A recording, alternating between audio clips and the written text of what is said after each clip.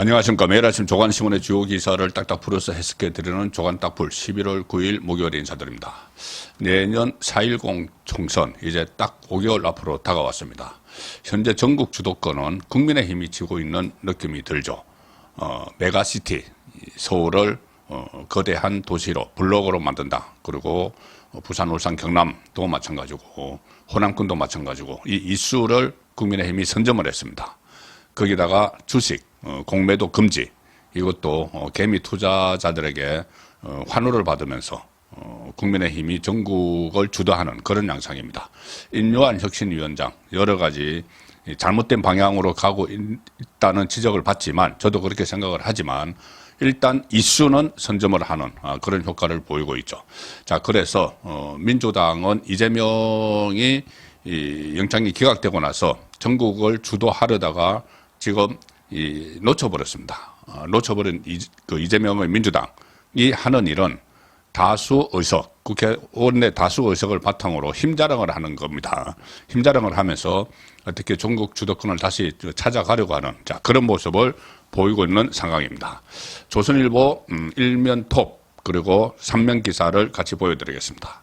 일면 톱 기사는 어젠다 밀린 거야 의석수로 판은 들기, 그리고 근육 자랑 안 된다. 내부 우려가 있음에도 불구하고 지도부 입법 독주, 탄핵 급가속. 탄핵은 지금 이동관 방송통신위원장 그리고 한동훈 법무부 장관 이야기인데 이동관 취임 석 달도 안 됐는데 웬 묻지마 탄핵. 자, 이런 기사까지 나오고 있습니다. 야당 의원총회에서 추진 공감대. 그래서 오늘 의원총회 다시 열어서 결정을 한다는 겁니다. 이동관 방송통신위원장 탄핵 문제를. 이유는 친여권 사람 중심으로 인사를 하고 있다. 그런데 여권에서는 명분 없는 습관성 탄핵 중독이다. 이렇게 비판을 하고 있습니다. 이동관 위원장이 지금 KBS 사장 후보자 추천, 또 MBC 대주주 박문진 이사장 해임 이렇게 하면서 지금 기울어진 운동장, 좌편향된 공영방송을 평평하게 만들기 위한 시도를 하고 있죠. 자, 그것이 못마땅한 겁니다. 민주당에서는. 그래서 지금 이동관 위원장에 대해서 다수 의석을 가지고 있으니까 탄핵 의결을 하고 나면은 직무가 정지되죠. 현재 결정 한 5, 6개월 후에 나올 때까지 직무가 정지가 되면은 총선 전까지 이 방통위가 역할을 못하게 됩니다. 그래서 그 공백 상태를 만들기 위해서 현재에서는 기각될 것이 뻔한데도 민주당이 이것을 이동관 탄핵을 추진을 하는 겁니다. 한동훈 법무부 장관도 마찬가지 경우인데 한동훈 장관 이야기는 잠시 후에 다시 드리겠습니다. 이렇게 하나 저렇게 하나 지금 그 이재명 사법 리스크 끝나지 않았죠. 오늘 또 새로운 또 범죄 혐의가 하나 드러났습니다. 자, 동아일보 인터넷판 기사입니다. 단독 기사인데 검찰 조사 불응 이화영 전 경기도 평화부지사 체포해 조사. 이화영 대북송금 관련 있는 인물이죠. 이재명에게 보고를 했다고 자백을 했다가 또 철회를 하고 그런 인물인데, 그런데 좀 이해해 하실 겁니다. 지금 구속돼 있는데, 이화영은 구속돼 있는데 그 쌍방울 법인카드 막 쓴 혐의로 왜 또 체포를 하는가. 자, 이 문제인데 그 이유는 이화영이 최근에 이 변호인이 사임해서 조력을 받기 어렵다 이러면서 검찰 조사에 불응을 하니까 법원으로부터 체포영장을 발부받아서 체포를 해가서 검찰청으로 구치소에 있는 이화영을 체포를 해서 조사를 했다는 이야기입니다. 자, 그런데 조사 내용이 이런 겁니다. 구속 수감 중인 이화영을 정치자금법 위반 혐의로 조사하기 위해서, 정치자금법 위반 혐의입니다. 체포영장을 집행을 했는데 이화영 씨가 한 건설업자로부터 단독주택을 제공받았는데 그 단독주택이 이재명의 대선 캠퍼 용도로 사용했다는 의혹 수사의 속도를 지금 내고 있습니다. 그 불법 대선 캠프죠. 그때 이재명 아파트 옆집도 불법 대선 캠프 의혹이 있는데 그 초밥하고 사 날랐다는. 자, 그런데 그것 외에 다른 또 단독주택. 이화영은 그때 이 여의도 진미파라곤에도 그 월 3천만 원씩 그 김성태 쌍방울 회장에게서 받아서 그 사무소를 냈죠. 거기서 이해찬이 또 사무실을 운영을 했다. 그런 의혹도 있었는데 그것과는 또 다른 단독주택 비밀 아지트입니다. 단독주택 이재명 캠퍼 비밀 아지트가 운영이 됐는데 그래서 건설업자에게 그것을 무상으로 제공받았다는 겁니다. 또 다른 돈도 받은 것 같습니다. 수원지검 형사 6부가 수원구치소에서 이하영을 체포해서 이틀 동안 조사를 했는데 작년 대선을 앞두고 건설업자 A씨에게 무상 공짜로 제공받은 경기도 용인시 주택을 이재명의 대선 캠프로 사용한 혐의, 건설업자로부터 불법 정치 자금도 수수했다. 이 혐의도 받고 있습니다.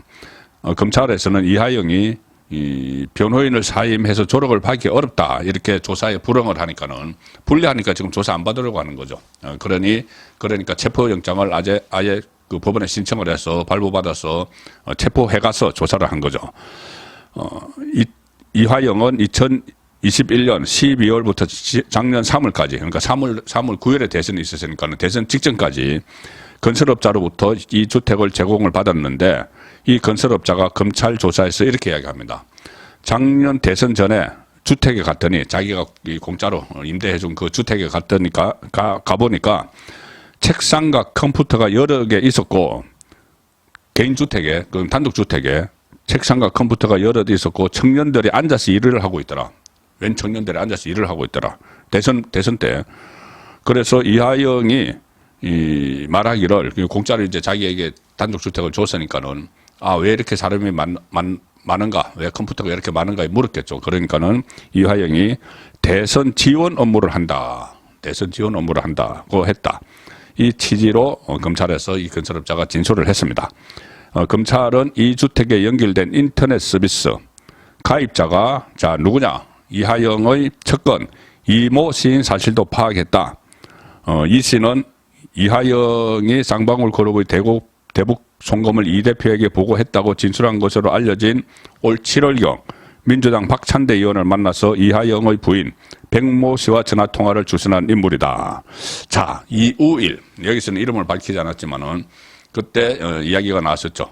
이하영의 측근 지역구를 대신 관리해주는 이우일이라는 사람 이야기가 나왔었습니다. 이우일이 이재명의 측근인 박찬대가 이우일 씨를 만나서 이하영의 측근 이우일 씨를 만나서 그 자리에서 그 이하영의 부인 백정화 씨와 통화를 했고 박찬대가 백정화 씨와 통화를 했고 이우영이 다리를 놔줘서 통화를 했고 그 직후에 이 백정화 씨가 민주당에 뭐 탄원서도 내고 법원에서 이 소동도 벌이고 그런 일이 있었죠. 그러니까는 재판 방해죠. 그래서 이우일 씨도 재판 방해 혐의로 검찰에서 소환 조사를 받은 적도 있는데 이 이우일 씨가 바로 단독주택 비밀 아지트의 인터넷 개설을 하는 그 서비스의 가입자라는 겁니다.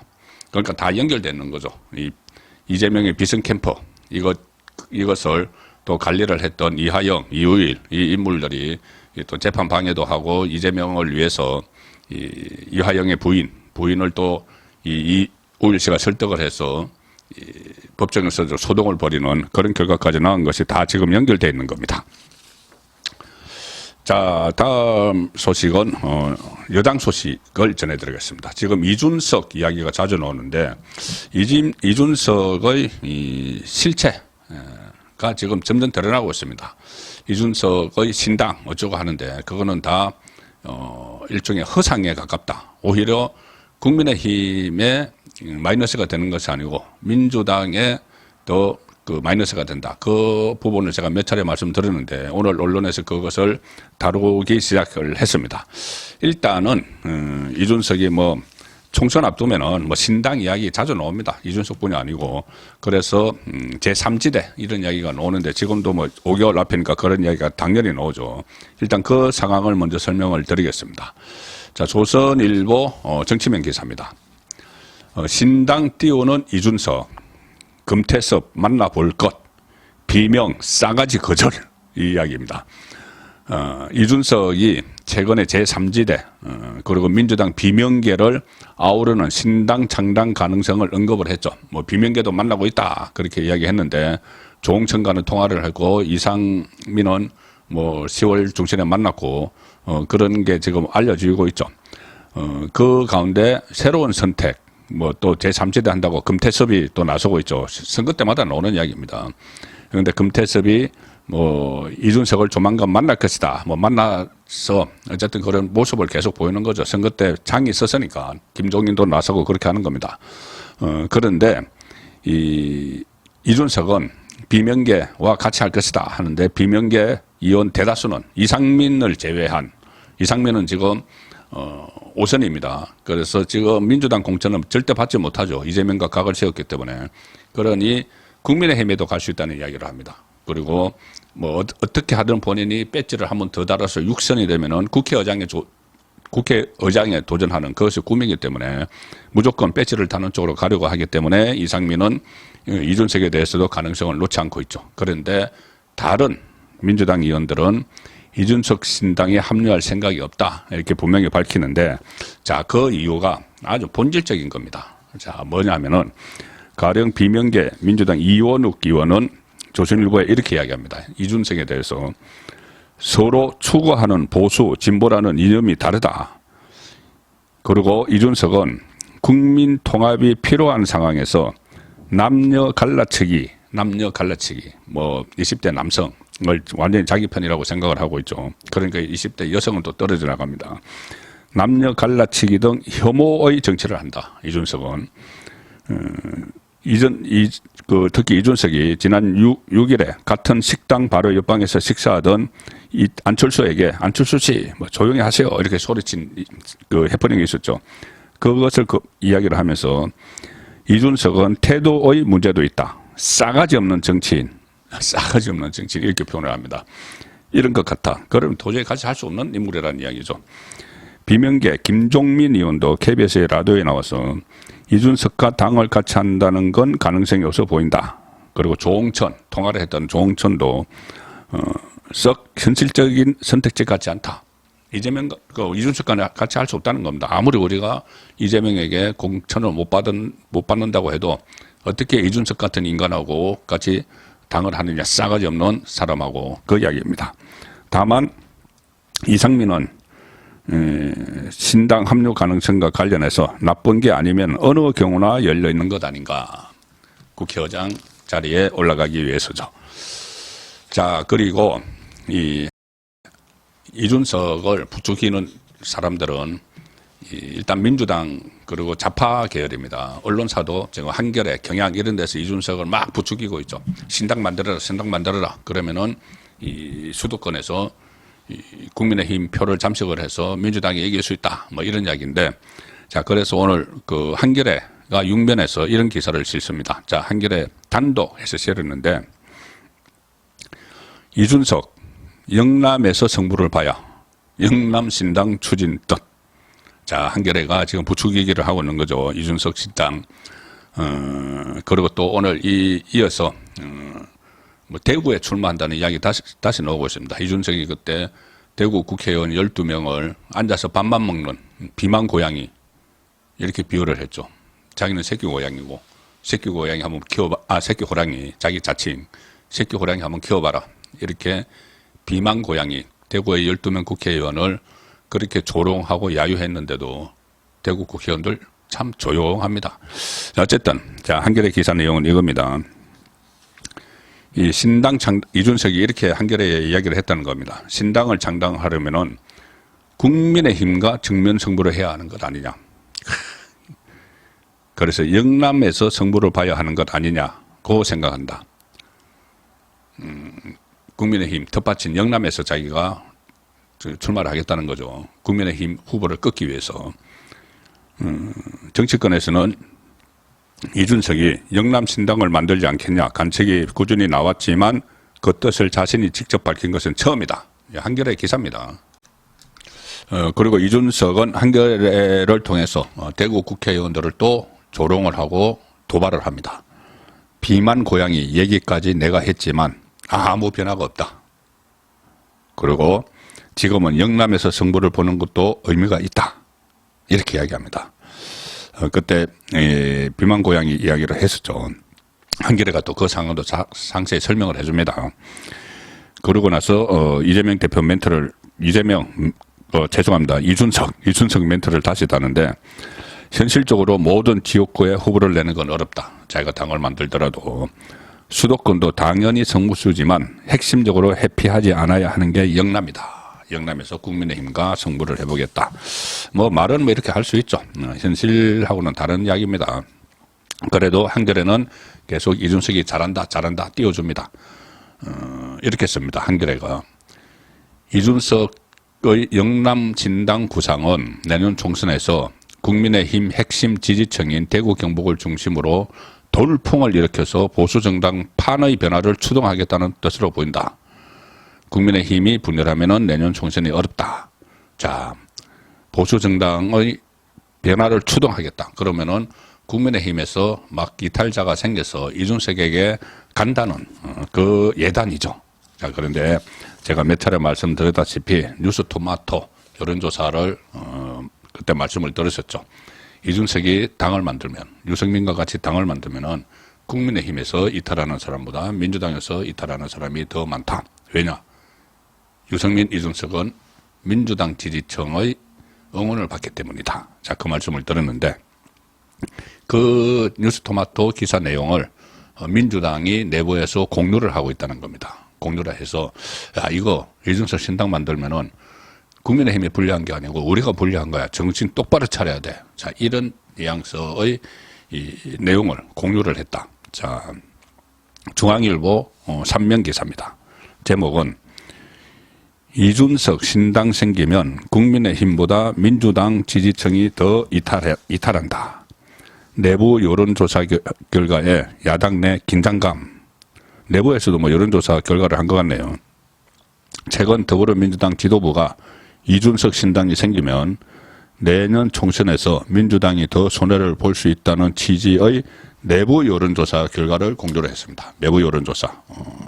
뉴스토마토가 아니고 내부 여론조사 결과를 공유를 해서 지금 이거 큰일이다. 이준석이 진짜 신당 만들면은 지금 자꾸 한겨레 같은 데서는 만들어라 부추기지만 진짜 만들면은 민주당에게 손해다. 이 이야기입니다. 당 전략기획위원회, 그건 공식적으로 논의를 한 겁니다. 최근 이준석 신당 출원을 전제로 내년 총선에서 어느 정당에 투표할지를 조사한 내부 여론조사 결과를 지도부에 공유를 했다. 민주당 지지층을 크게 적극 지지층, 소극 지지층으로 분류했을 때 소극 지지층에서 이준석 신당으로 상당히 이탈하는 것으로 나타났다. 민주당 관계자는 여야 모두 수도권보다 영호남권에서 신당 이탈률이 높은데 민주당 지지층이 국민의힘보다 더 많이 빠진다. 자, 이런 상황인데 지금 이준석은 영남에 가서 이 국민의힘 표를 갉아먹겠다. 이런 이야기를 하는 겁니다. 실제로 민주당의 자체 여론조사는 오히려 영남권에서도 민주당 표, 그나마 얼마 되지 않는 민주당 표가 이준석 쪽으로 간다는 이 여론조사가 나왔는데 지금 이준석은 엉뚱한 소리를 하고 있는 것이죠. 뉴스토마토 조사 결과도 지금 그 중앙일보는 소개를 합니다. 민주당 지지자는 17.9%가 신당 쪽으로 빠져나가고 국민의힘은 13.9%가 빠져나간다. 뭐 이런 여론조사 결과도 있고, 그리고 민주당 일각에서는 총선 지역구 투표에서는 민주당 후보를 찍고 비례대표 정당 투표에서는 신당을 찍는 민주당 지지자가 이준석 신당을 찍는 이른바 교차 투표 가능성도 이야기가 나오고 있습니다. 그러면은 민주당 비례대표 의석을 잠식을 하는 것이죠. 만약에 뭐 이준석 당이 몇 퍼센트를 얻어서 의석을 뭐 한두 개 가져간다고 해도 민주당 비례대표 의석을 가져갈 가능성이 높다는 그런 분석입니다. 지금까지 나온 이야기와는 전혀 다른 이야기죠. 이것은 뉴스토마토 조사도 있지만은 이건 민주당 내부조사이기 때문에 상당히 그 민주당으로서는 비상이 걸릴 수밖에 없는 그런 상황입니다. 자, 여당 안에서는 지금 내각 그리고 용산 참모들이 속속 지금 출마를 위해서 나오고 있죠. 용산 참모들은 나오고 있고 내각은 곧 개각이 될 가능성이 있는데 역시 관심은 한동훈, 원희룡 두 사람입니다. 자, 동아일보와 중앙일보 정치면 기사 같이 보여드리겠습니다.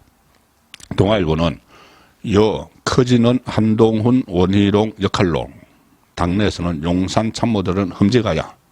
자, 그런 이야기가 나오고, 중앙일보 기사는 추경호, 박민식은 대구 분당행 채비.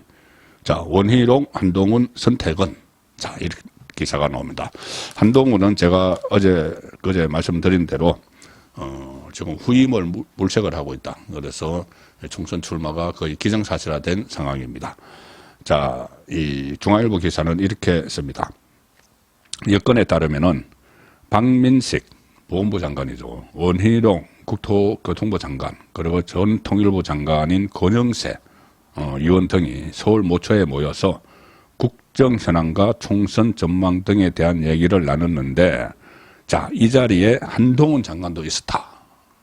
한동훈 장관도 지금 내각에 있던 원희룡, 권영세, 박민식과 같이 한동훈도 내각의 총선 자출팀에 들어있다는 이야기입니다. 다만 이 중앙일보는 이렇게 씁니다.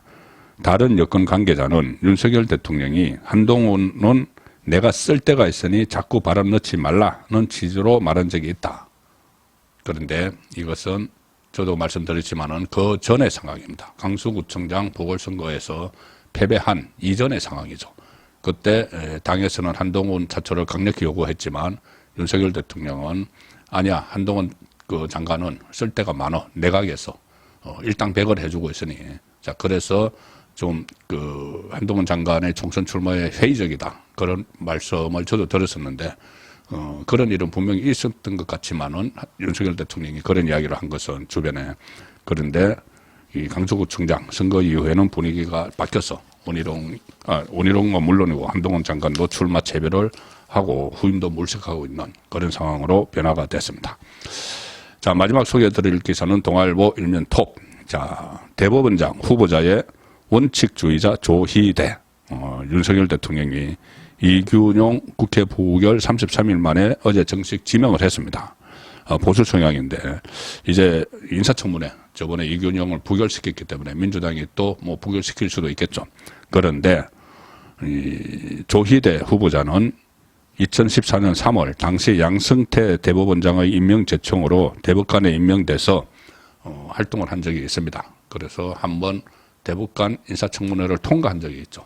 자, 통과한 적이 있기 때문에 지금은 이 민주당이 또 과거에는 통과를 시켜줬던 그 후보자를 이번에 기각시키면은, 부결시키면은 그것은 분명히 이재명 방탄을 위한 것이라는 게 국민에게도 그대로 알려지는 그런 일이 되겠죠. 그래서 민주당도 고민이 클 것 같습니다. 11월 9일 보내드린 조간 딱풀이었습니다.